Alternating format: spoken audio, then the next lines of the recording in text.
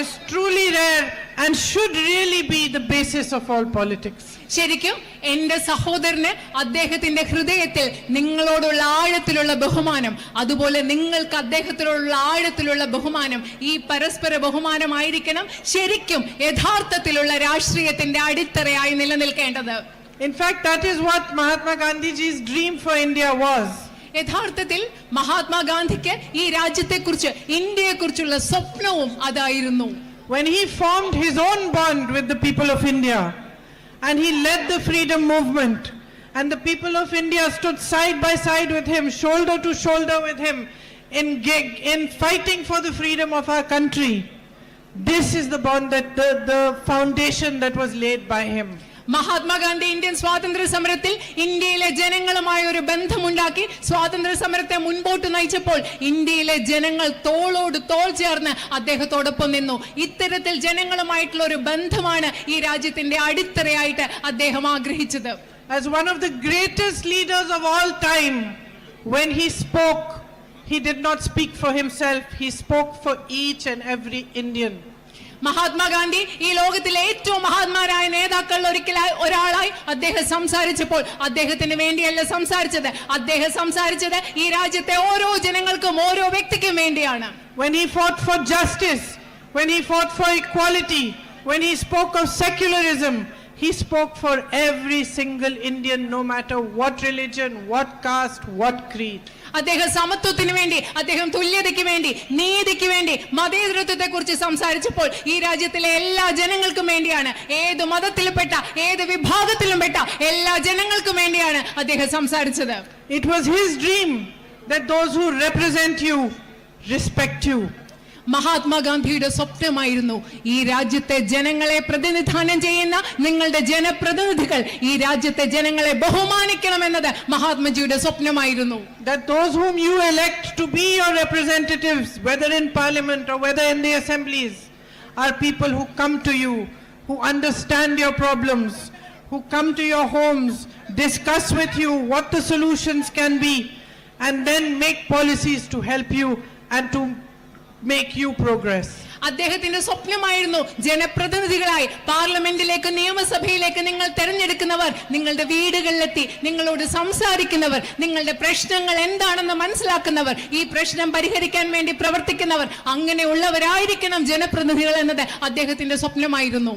And yet today, on this very land on which the Mahatma fought for our freedom, ഇന്ന് ഈ രാജ്യത്ത് എവിടെയാണോ മഹാത്മാഗാന്ധി നമ്മുടെ സ്വാതന്ത്ര്യത്തിന് വേണ്ടി പോരാടിയത് ആ നാട്ടിൽ, and on this very land where the indigenous tribal people of Wayanad fought for our freedom, ഇതേ ഭൂമിയിൽ തദ്ദേശീയരായ ആദിവാസി ജനങ്ങൾ എവിടെയാണോ വയനാട്ടിന്റെ ഭൂമിയിൽ ബ്രിട്ടീഷുകാർക്കെതിരെ നമ്മുടെ സ്വാതന്ത്ര്യത്തിന് വേണ്ടി പോരാടിയത് ആ നാട്ടിൽ, as part of India, we see what kind of governance there has been in our country for the last 10 years. അങ്ങനെ ഒരു രാജ്യത്ത് ഇന്ത്യയുടെ ഭാഗമായി നമ്മൾ കണ്ടുകൊണ്ടിരിക്കുകയാണ്. കഴിഞ്ഞ 10 വർഷങ്ങളായി ഈ രാജ്യത്ത് എങ്ങനെയുള്ള ഒരു ഭരണമാണ് നടന്നുകൊണ്ടിരിക്കുന്നതെന്ന് നമ്മൾ കണ്ടുകൊണ്ടിരിക്കുകയാണ്. We have seen the politics of communalism destroy every peaceful, every loving relationship between different religions. നമ്മൾ കണ്ടിട്ടുണ്ട് കഴിഞ്ഞ 10 വർഷങ്ങളായി വർഗീയതയുടെ രാഷ്ട്രീയം, വിവിധ മതങ്ങൾ തമ്മിലുള്ള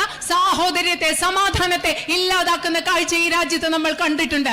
They have tried to sow the seeds of fear, of anger, of hatred, of mistrust between different communities. വിവിധ സമുദായങ്ങൾക്കിടയിൽ ഭയത്തിന്റെ, ദ്വേഷത്തിന്റെ, വെറുപ്പിന്റെ വിത്തുകൾ വിതയ്ക്കാൻ അവർ ശ്രമിച്ചുകൊണ്ടിരിക്കുകയാണ്. And have you ever thought of why they do this?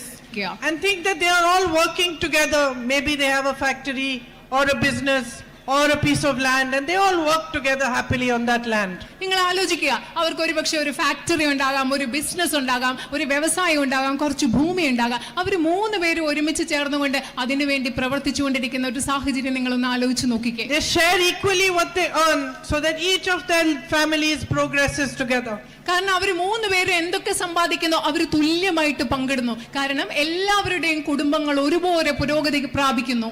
And think that someone one day comes and fills their ears about each other and says that you should not trust your brother because he is going to take more than you, or you should not trust your sister think what will happen. ഇങ്ങനെ സന്തോഷമായിട്ട് ജീവിച്ചിരിക്കുന്ന സഹോദരങ്ങളുടെ ഇടയിലേക്ക് നിങ്ങളൊന്ന് ആലോചിച്ച് നോക്കുക. ഒരു ദിവസം ഒരാൾ വന്ന് അങ്ങോട്ടും ഇങ്ങോട്ടും പറഞ്ഞു കൊടുക്കുന്നു, നിങ്ങൾ നിങ്ങളുടെ സഹോദരനെ വിശ്വസിക്കരുത്, കാരണം ആ സഹോദരൻ നിങ്ങളെക്കാൾ കൂടുതൽ സഹോദരന് പൈസ ഉണ്ടാവും അല്ലെങ്കിൽ സഹോദരിക്ക് ഉണ്ടാകും എന്ന് പരസ്പരം അവരുടെ ഇടയിൽ ഒരാൾ വന്ന് പറയുന്ന അവസ്ഥ നിങ്ങളൊന്ന് ആലോചിച്ച് നോക്കിക്കേ. The strength of that family will be divided. ഇത് നടക്കുമ്പോൾ എന്താ സംഭവിക്കുന്നത്? ആ കുടുംബത്തിന്റെ ഐക്യം, ആ കുടുംബത്തിന്റെ ശക്തി ഇല്ലാതെ അവർ വിഭജിച്ചു പോകും. They will fight. അവർ അങ്ങോട്ടും ഇങ്ങോട്ടും പരസ്പരം പോരാടും. And no family, no country can benefit from this kind of a fight. ഇങ്ങനെ പരസ്പരമുള്ള ഒരു പോരാട്ടത്തിൽ നിന്ന് ഒരു കുടുംബത്തിന് ഗുണമുണ്ടാവില്ല. അതുപോലെ ഒരു രാജ്യത്തിനും അതിനുള്ളിലെ ആളുകൾ പരസ്പരം പോരാടുമ്പോൾ ഒരിക്കലും ഗുണമുണ്ടാവില്ല. If this were to happen in a family, then the person sowing those seeds of mistrust would be the only one who would benefit from the fight. ഇങ്ങനെ ഒരു കുടുംബത്തിൽ ഒരു സാഹചര്യം ഉണ്ടാവുകയാണെങ്കിൽ ആ കുടുംബത്തിലെ ആളുകളുടെ ഇടയിൽ അവിശ്വാസത്തിന്റെ വിത്ത് പാകിയ ആളാണോ ആ ആളിന് മാത്രമായിരിക്കും ഈ കുടുംബാംഗങ്ങളുടെ ഇടയിൽ ഉണ്ടാകുന്ന ഒരു പോരാട്ടത്തിൽ നിന്ന് ഗുണമുണ്ടാവുക. And in the same way, this happens in politics. ഇതേ രീതിയിലാണ് രാഷ്ട്രീയത്തിലും നടന്നുകൊണ്ടിരിക്കുന്നത്. When you are told to fight each other, somebody is benefiting. നിങ്ങൾ ഓർക്കുക, നിങ്ങളോട് പരസ്പരം പോരാടാൻ പറയുമ്പോൾ ആർക്കോ ഇതിന്റെ ഗുണം കിട്ടിക്കൊണ്ടിരിക്കുകയാണ്. Somebody is using your emotions. നിങ്ങളുടെ വികാരങ്ങളെ ആരോ ഉപയോഗിച്ചു കൊണ്ടിരിക്കുകയാണ്. And most of the time, it is the one who is sowing these seeds within you that is benefiting. കൂടുതൽ സമയത്തും നിങ്ങളുടെ ഉള്ളിൽ വിദ്വേഷത്തിന്റെ വിഭാഗീയതയുടെ വിത്തുകൾ പാകുന്നത് ആരാണോ അവരാണ് ഇതിൽ നിന്ന് ഗുണമുണ്ടാക്കിക്കൊണ്ടിരിക്കുന്നതെന്ന് നിങ്ങൾ മനസ്സിലാക്കണം. So the result of this kind of politics ruling us at the center for the last 10 years has been that you have been constantly distracted. കാരണം നമ്മുടെ രാജ്യത്തെ കഴിഞ്ഞ 10 വർഷങ്ങളായി ഇത്തരത്തിൽ ഭരിച്ചുകൊണ്ടിരിക്കുന്ന ഒരു രാഷ്ട്രീയത്തിന്റെ റിസൾട്ട്, ഈ രാഷ്ട്രീയത്തിന്റെ ഫലമായി സംഭവിക്കുന്നതെന്ന് വെച്ചാൽ നിങ്ങളുടെ ശ്രദ്ധ എപ്പോഴും നിരന്തരമായി നിങ്ങളുടെ ശ്രദ്ധ വ്യതിചലിപ്പിച്ചുകൊണ്ട് മാറ്റിക്കൊണ്ടിരിക്കുകയാണ്. And while you are distracted, while fear is being sowed in your hearts, somebody else is benefiting. The Prime Minister's big business friends, 5 or 6 of them, are reaping all the benefits of your distraction. നിങ്ങളുടെ ശ്രദ്ധ മാറ്റിക്കൊണ്ടിരിക്കുമ്പോൾ നിങ്ങളുടെ മനസ്സിലൊക്കെ ഭയം ഇങ്ങനെ വിതച്ചുകൊണ്ടിരിക്കുമ്പോൾ ഇവിടെ കുറച്ചു പേർക്ക് ഗുണമുണ്ടാവുന്നുണ്ട്. ആർക്കാണ്? പ്രധാനമന്ത്രിയുടെ സുഹൃത്തുക്കളായ അതിസമ്പന്നരായ 5 or 6 വലിയ വ്യവസായികൾക്ക് ഇതിന്റെ ഫലം ഗുണമുണ്ടായിക്കൊണ്ടിരിക്കുകയാണ്.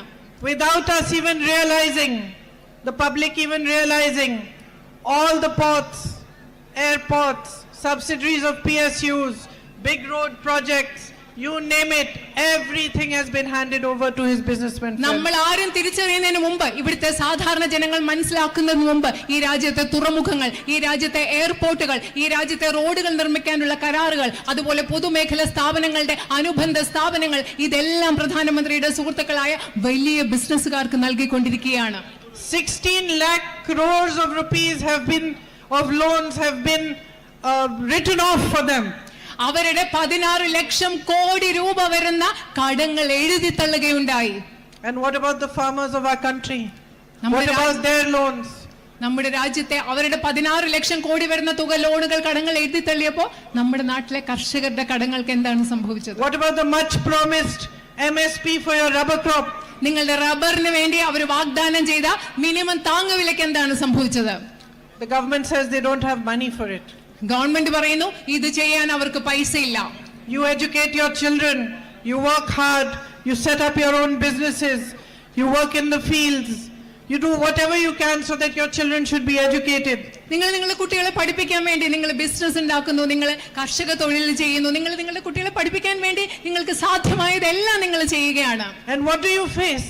That after educating them, they can't get jobs anywhere. നിങ്ങൾ നേരിടുന്ന അവസ്ഥ പക്ഷെ എന്താണ്? നിങ്ങളുടെ കുഞ്ഞുങ്ങളെ നിങ്ങൾ പഠിപ്പിച്ചു കഴിഞ്ഞാൽ പിന്നെ അവർക്ക് ജോലി കിട്ടാനുള്ള ഒരു സാഹചര്യമില്ല. Because there is no focus on manufacturing, there is no focus on small businesses. All these shops I see in front, the ice store, this one, Diadem Medicals, the bakery, the Fusion World, all these are your small businesses. What has happened in the last 10 years? First you had demonetization, then you got GST, which has confused you and created all sorts of hurdles before you. നിങ്ങൾ കുട്ടികൾക്ക് ജോലി വേണം, പക്ഷെ ജോലിയില്ല. കാരണം നമ്മൾ ഉൽപാദന മേഖലയിൽ ശ്രദ്ധിക്കുന്നില്ല. ഇവിടെയുള്ള ഐ സ്റ്റോർ ഉണ്ട്, ഗോൾഡ് സിറ്റി ഉണ്ട്, ഇതുപോലെ ധാരാളം കടകളുണ്ട്. ഇങ്ങനത്തെ ചെറിയ ചെറിയ കടകളിൽ ചെറിയ ചെറിയ വ്യാപാര സ്ഥാപനങ്ങളിൽ തൊഴിലുണ്ടാക്കുന്നതിനെ പറ്റി അവർ ശ്രദ്ധിക്കുന്നില്ല. ഗവൺമെന്റിന്റെ നോട്ട് നിരോധനവും GSTയും ഒക്കെ വന്ന ശേഷം, ചരക്ക് സേവന നികുതിയൊക്കെ വന്ന ശേഷം ഈ ചെറിയ സ്ഥാപനങ്ങളെ, വ്യാപാര സ്ഥാപനങ്ങളെ മുഴുവൻ ആശയക്കുഴപ്പത്തിലാക്കുകയാണ് ഉണ്ടായത്. No policies have been made to strengthen you. നിങ്ങളെ ശക്തിപ്പെടുത്തുന്നതിന് വേണ്ടി ഈ രാജ്യത്ത് ഒരു നയങ്ങളും ഉണ്ടാക്കുന്നില്ല. To strengthen agriculture. കൃഷിയെ, കാർഷിക വൃത്തിയെ ശക്തിപ്പെടുത്താനുള്ള നയങ്ങൾ ഇവിടെ ഉണ്ടാകുന്നില്ല. Where houses should be given to tribal peoples, their rights on their land should be given to them. Better access to healthcare, better access to education should be given to them. What has happened? Their lands are being snatched away from them in state after state and handed over to the Prime Minister's businessmen friends. നമ്മുടെ ആദിവാസി സമൂഹത്തിൽപ്പെട്ടവർക്ക് മെച്ചപ്പെട്ട വീടുകൾ നൽകണം, അവർക്ക് ആരോഗ്യ സൗകര്യങ്ങൾ നൽകണം, വിദ്യാഭ്യാസ സൗകര്യങ്ങൾ നൽകണം. പക്ഷെ അതിനു പകരം ഈ രാജ്യത്ത് എന്താണ് സംഭവിക്കുന്നത്? നമ്മുടെ ആദിവാസി സമൂഹത്തിൽപ്പെട്ടവരുടെ ഭൂമി എടുത്തു മാറ്റി പ്രധാനമന്ത്രിയുടെ സുഹൃത്തുക്കളായ സമ്പന്നരായ വ്യവസായികൾക്ക് നൽകുകയാണ് ഈ രാജ്യത്ത് നടന്നുകൊണ്ടിരിക്കുന്നത്. A disaster takes place in Wayanad. There is a massive landslide. People lose their livelihood. People lose their entire families. I met little children who had lost every single member of their family. വയനാട്ടിൽ ഒരു വലിയ പ്രകൃതി ദുരന്തം നടന്നു, മണ്ണിടിച്ചിൽ നടന്നു, ഉരുൾപൊട്ടൽ നടന്നു.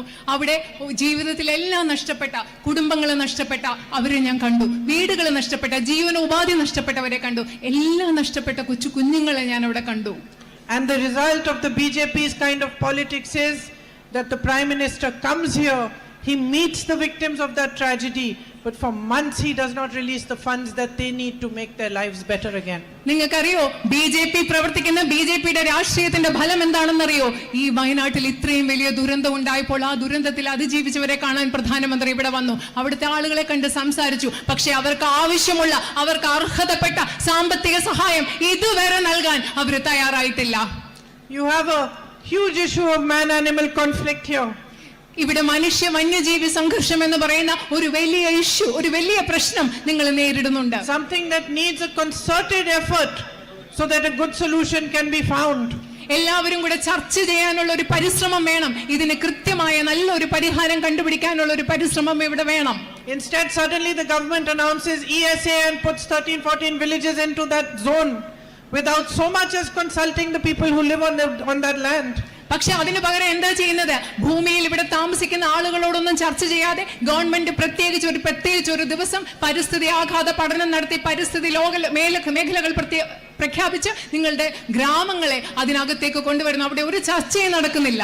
Suddenly from one day to the next new rules apply to you. ഒരു ദിവസം മുതൽ മറ്റൊരു ദിവസം വരെ പുതിയ നിയമങ്ങൾ നിങ്ങളുടെ ജീവിതത്തിൽ പ്രാബല്യത്തിൽ വരികയാണ്. And your voice remains unheard. നിങ്ങളുടെ ശബ്ദം കേൾക്കാതെ ഇരിക്കുകയാണ്.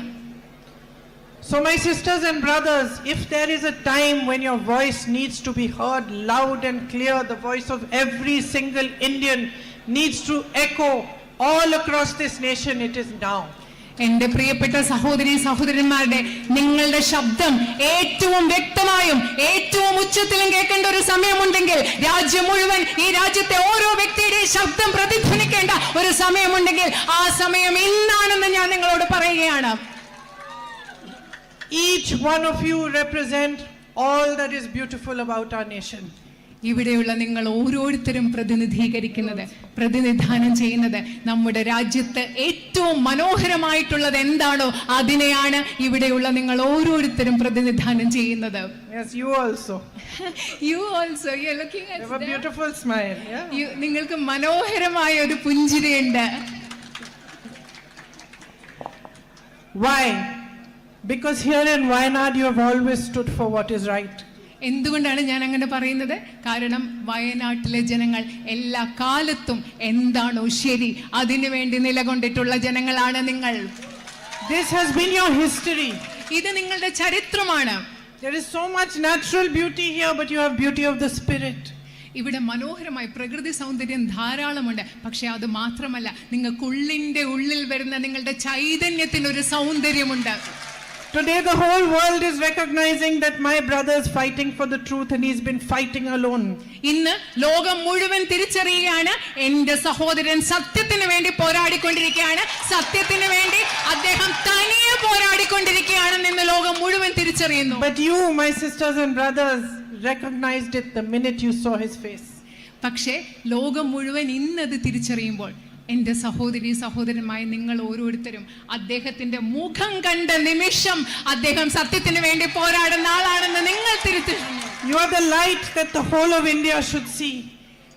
Where Hindus, Muslims, Christians live as brothers and sisters. No fighting, no anger, no hatred. നിങ്ങൾ ഇന്ത്യ മുഴുവൻ കാണേണ്ട പ്രകാശമാണ് ഇവിടെയുള്ള ജനങ്ങൾ. ഇവിടെ ഹിന്ദുവും മുസ്ലിം ക്രിസ്ത്യാനിയും ഒരു പ്രശ്നവുമില്ലാതെ ഒരുമിച്ച് സാഹോദര്യത്തോടെ ജീവിക്കുന്ന നിങ്ങൾ എന്ന് പറയുന്നത്. You are the dream that Mahatma Gandhi dreamt. Mahatma Gandhi കണ്ട സ്വപ്നമാണ് നിങ്ങൾ, ഇവിടെയുള്ള വയനാട്ടിലെ ജനങ്ങൾ. And here, standing here on this stage in front of you, I can tell you from my heart, there is no greater honor for me than to be given the chance to represent you in Parliament. ഇന്ന് ഈ സ്റ്റേജിൽ നിങ്ങളുടെ മുമ്പിൽ നിന്ന് എനിക്ക് പറയാൻ കഴിയും, നിങ്ങളെ ഇന്ത്യൻ പാർലമെന്റിൽ പ്രതിനിധീകരിക്കുക എന്നതിലുപരി അതിലും വലിയ ഒരു ആദരവ് എനിക്ക് കിട്ടാനില്ല എന്ന് എനിക്ക് നിങ്ങളോട് പറയാൻ സാധിക്കും.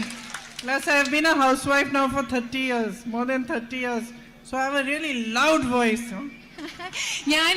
My husband will tell you. ഞാൻ 35 വർഷമായി വീടൊക്കെ നോക്കുന്ന ഒരു വീട്ടമ്മയാണ്. അതുകൊണ്ട് എനിക്ക് നല്ല ശബ്ദമുള്ള ഉയർച്ചയുള്ള ഒരു ശബ്ദമുണ്ട്. എൻ്റെ ഹസ്ബൻഡ് അത് നിങ്ങളോട് പറയും. And when I fight, sisters, I really fight. ഞാൻ ഫൈറ്റ് ചെയ്യുമ്പോൾ ഉണ്ടല്ലോ എൻ്റെ സഹോദരിമാരെ, നിങ്ങൾക്ക് അറിയാവുന്ന പോലെ ഞാൻ നല്ല ഫൈറ്റ് ചെയ്യുമ്പോൾ, യുദ്ധം ചെയ്യുമ്പോൾ, വഴക്കുണ്ടാക്കുമ്പോൾ ഞാൻ നല്ല ശക്തമായിട്ട് പോരാടുന്ന ആളാണ്. So you have a fighter here for you. If you choose to support me and you choose to make me your MP, I will not disappoint you. I will raise your voice on every platform. നിങ്ങൾക്ക് അതുകൊണ്ട് എൻ്റെ സഹോദരിമാരെ, നിങ്ങൾക്ക് ഇവിടെ ഒരു പോരാളിയുണ്ട്. നിങ്ങൾക്ക് വേണ്ടി പോരാടാനുള്ള ഒരു പോരാളി ഇവിടെയുണ്ട്. നിങ്ങളുടെ ശബ്ദം ഇന്ത്യൻ പാർലമെന്റിലും എല്ലാ വേദികളിലും ഞാൻ ഉയർത്തും. നിങ്ങളെ ഒരിക്കലും ഞാൻ നിരാശപ്പെടുത്തുകയില്ല. But you have already accepted me as your family, and you are, as I said, my sisters and brothers. So I have already dedicated myself, and I want you to know that I will be committed to you for the rest of my life. പക്ഷേ നിങ്ങൾ ഇപ്പോൾ തന്നെ നിങ്ങളുടെ കുടുംബമായിട്ട് എന്നെ ഉൾക്കൊണ്ടു, നിങ്ങളുടെ കുടുംബമായിട്ട് എന്നെ അംഗീകരിച്ചിരിക്കുന്നു. ഞാൻ നിങ്ങളോട് ഇപ്പോൾ തന്നെ നിങ്ങളുടെ സേവനത്തിൽ ഞാൻ എന്നെ സമർപ്പിച്ചിരിക്കുകയാണ്. ഞാൻ എല്ലാ കാലവും നിങ്ങളോട് പ്രതിബദ്ധതയുള്ളവളായിരിക്കും എന്ന് ഞാൻ നിങ്ങളോട് ഉറപ്പ് നൽകുകയാണ്. നിങ്ങളുടെ സേവനത്തിന് വേണ്ടി ഞാൻ എന്നെ സമർപ്പിക്കുകയാണ്. Thank you for all the love you have given me and all the respect you are giving me. I will not let you down. നിങ്ങൾ നൽകിയ എല്ലാ സ്നേഹത്തിനും ബഹുമാനത്തിനും ഞാൻ നന്ദി പറയുന്നു. നിങ്ങളെ ഞാൻ ഒരിക്കലും നിരാശപ്പെടുത്തുകയില്ല. Thank you. നന്ദി.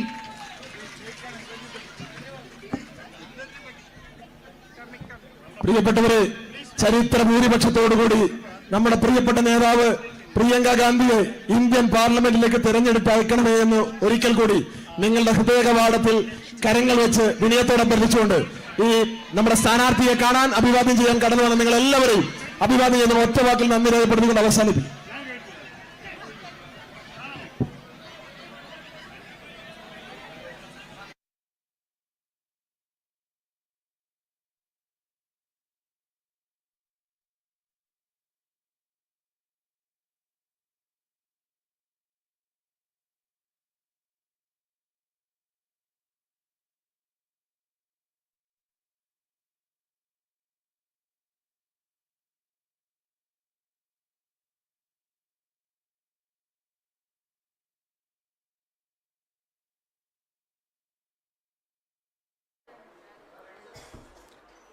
नमस्कार साथियों, आप सबको धनतेरस की बहुत बहुत शुभकामनाएं।